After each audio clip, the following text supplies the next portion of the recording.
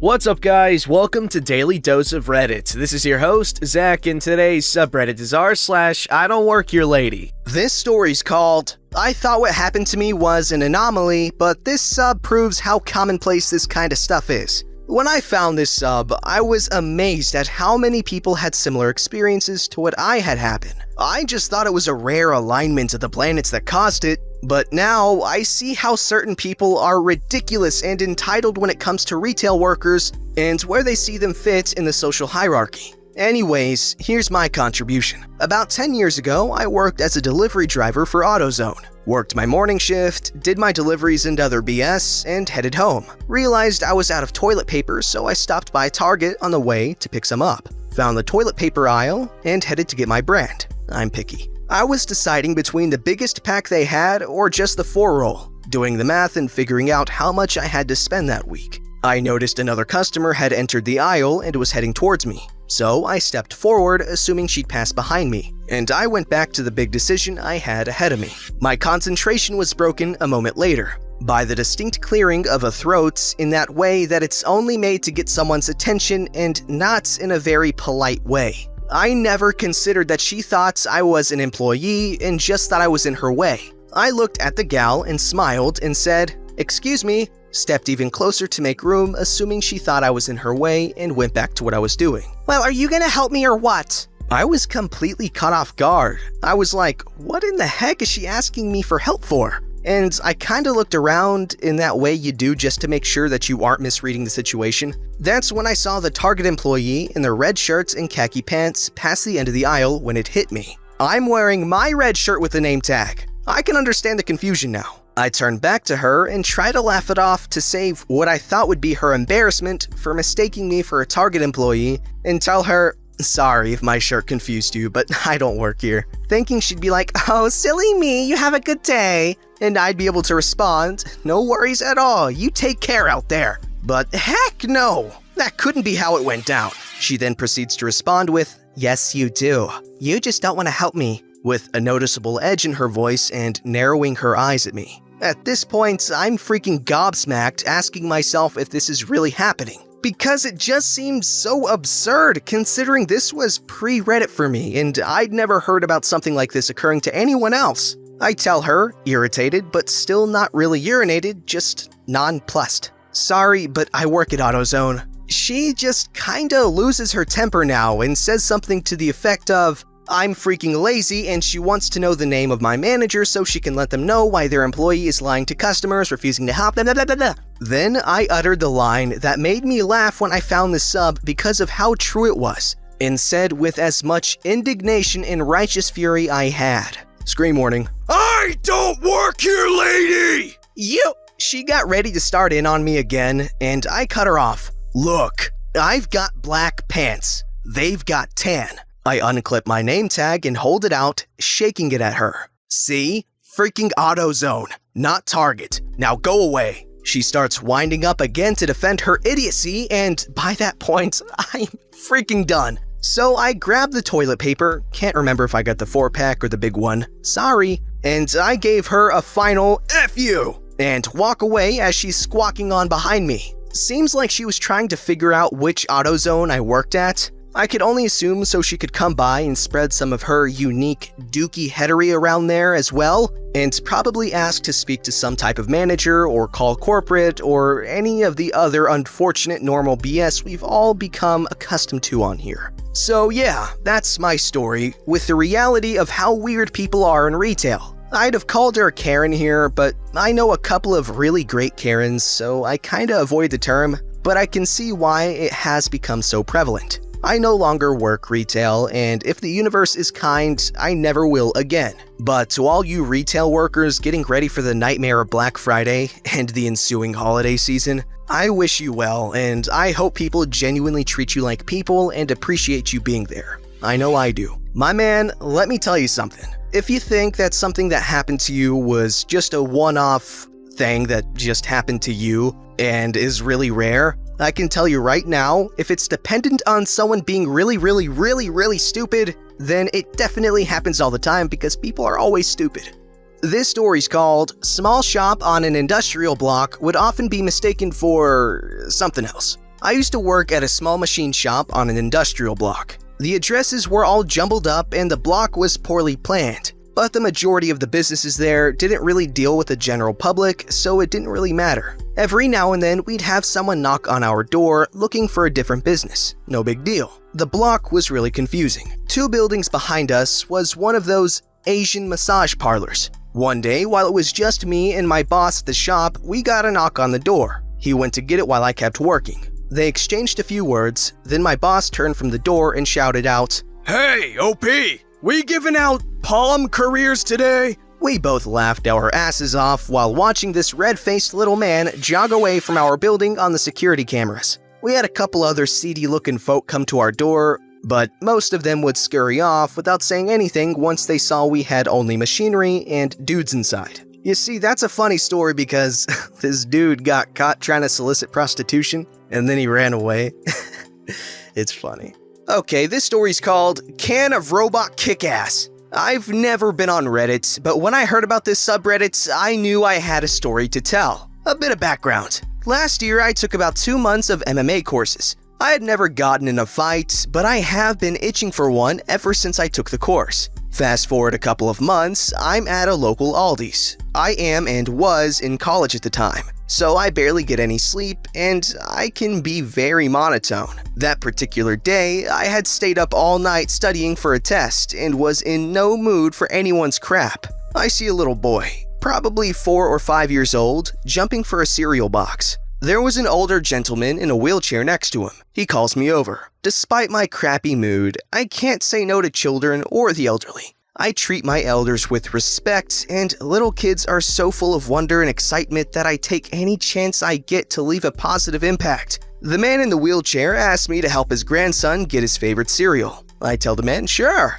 and ask the little boy, which cereal do you want? "The Fruit Loops," he said. So with my immense height, I was 5'6" by the way, I grab a box of Fruit Loops for the child. The man thanks me and hands me a 5. But I put my hand in between us and say, "My pleasure, sir," and go back to my shopping. I'm trying to decide which cereal to get when I notice a middle-aged man staring at me. We will call him Male Karen. My best friend works at an Aldi's and tells me this happens a lot when a customer wants attention. I hate having people stare at me. It makes me extremely uncomfortable. I shrug it off and set my eyes on a cereal. Blueberry Frosted Mini Wheats. I didn't have a cart. I was only there for a couple of things. They only had 1 box and it was pretty crumbled. My friend tells me that product is easily damaged as the items on stores' arriving pallets are thrown together pretty mismatched. I pick up the box and stare at it for a second, half admiring my choice and half inspecting the damage.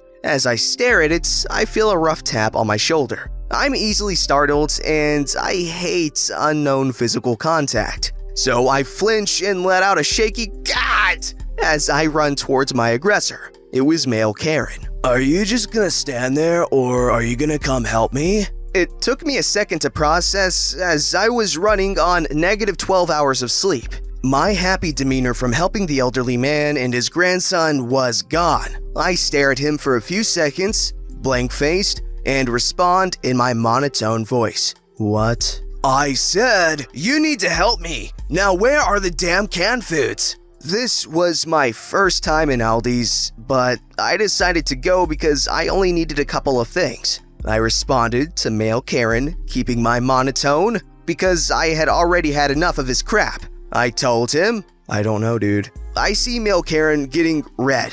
This man had a short temper. "You work here, that means you have had training on the store layout. Now, I'll ask you again, where are the damned canned foods?" Male Karen was now in my face yelling this at me. It probably would have been very intimidating, but my MMA classes made me either fearless or reckless. I didn't move an inch. "What makes you think I work here?" I say in my calm, robot voice. "You're in uniform and I just saw you help that cripple out." I could see a vein bulge in Male Karen's head as he said this. Like I said, my friend works at an Aldi, so I know the uniform. They wear a navy blue polo that has an Aldi logo on the left breast, with a gray collar, gray shoulders, and gray sides with blue jeans and safety boots. I was wearing a red V-neck, black jeans, a hat, important for later, and my safety boots because they're the only shoes I have with soles. I tell Mel Karen, still in my HAL 9000 voice, "Look dude, I don't work here and you're starting to pique me off, so please step off." Probably not the best thing to say to an angry person, but he was making me sick. I decide I wasn't in the mood to shop that day, so I turn away from Mel Karen, put my cereal back. Then, as I put my arms to my side, "Hannibal, do your thing." The mother trucker sucker punched me in the jaw. Now, I could have gotten the manager, and I could have pressed charges, but none of that was going through my mind at the moment. Even if it had, I was itching for a reason to test my newly learned MMA skills. Remember, I thought back to my first day at MMA. My coach taught me something he called the tornado choke. A command was input into my body and I executed. Male Karen was bigger than me, but barely. In the blink of an eye, I pull his right shoulder while pushing his left. As he was turning away from me, I slide my right hand under his neck, prepping him for a rear naked. With my wagona against Male Karen's throat, I pull him onto my knee while contemplating the rear naked. Male Karen tries to talk or yell, but my choke was too tight. Nothing came out. He tried to struggle away. This only sped the process up. After about 5 seconds, Male Karen goes limp. I didn't want to wake him prematurely, so I wait another 2 seconds and slowly set him on the floor. My choke was so fast and so flawless that nobody in the store noticed. I wanted to go home and I didn't want to go to the cops, so I confidently walked out of there. I parked in a couple of parking spots over because it was a nice day and I wanted an enjoyable walk. Lucky for me, because this meant the security cameras never got my license plate. Me wearing a hat also meant the cameras never caught my face. The next day, my friend told me about how a man got choked out at his work and was found by an employee. He told me they called the cops, but decided not to pursue because Male Karen threw the first punch and suffered no damage. My friend couldn't believe it was me at first, but judging the man's hat, clothes, and height in the video, he was pretty easy to convince. We still talk about this story in disbelief to this day. It was probably the highlight of my life.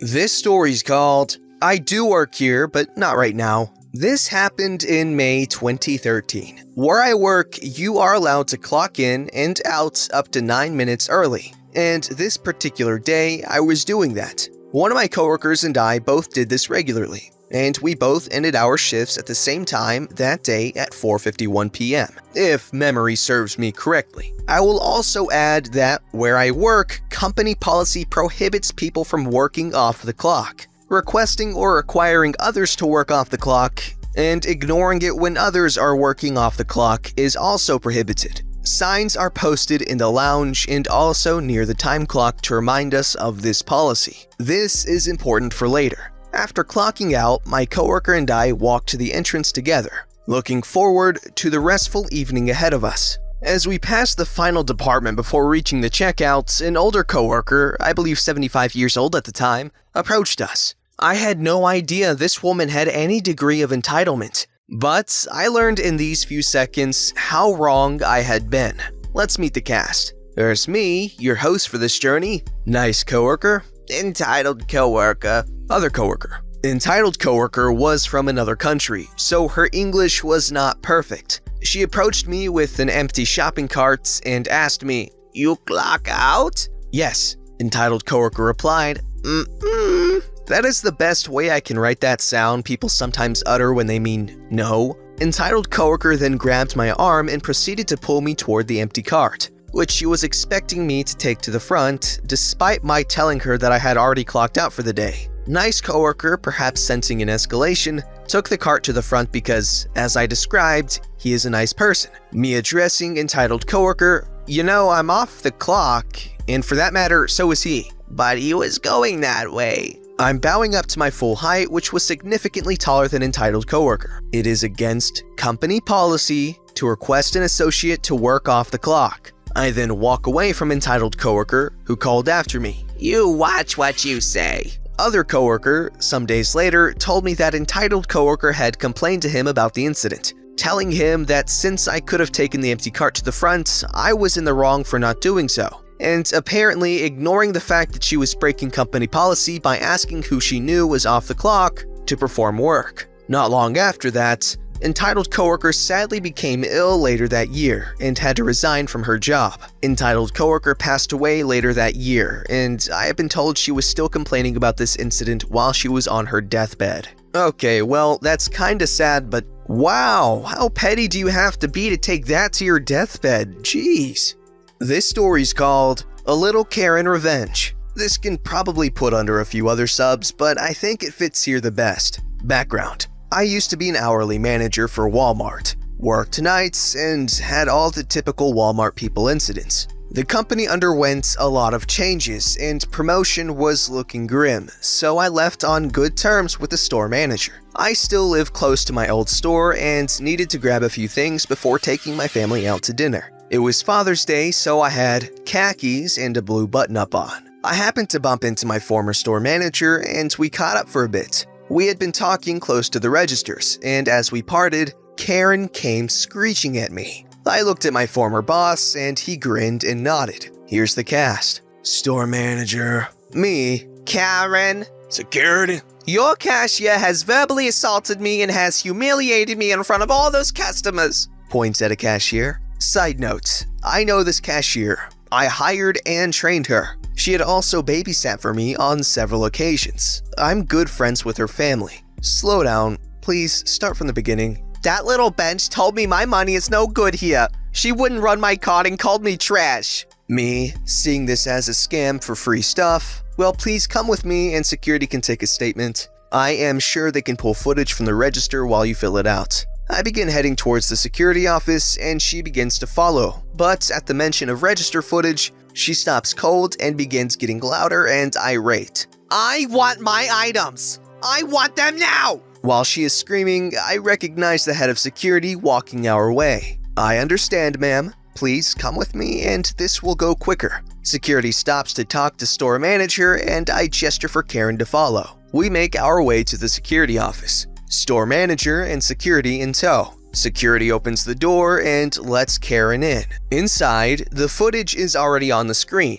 and store manager moves past me into the room. Ma'am, we are gonna have to detain you till the police arrive. I will not wait. I want my things now. Who are you? I am the store manager, and apart from you yelling at this customer, he gestures to me. I grin at her. You have a stolen credit card on you, and you will wait for the police. Store manager shuts the door and turns to me. So, when are you coming back?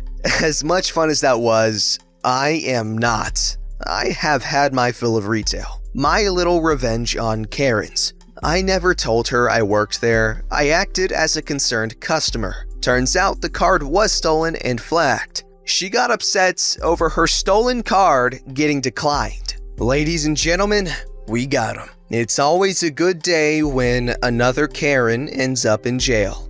Don't forget to like, subscribe, and hit that bell to never miss an episode.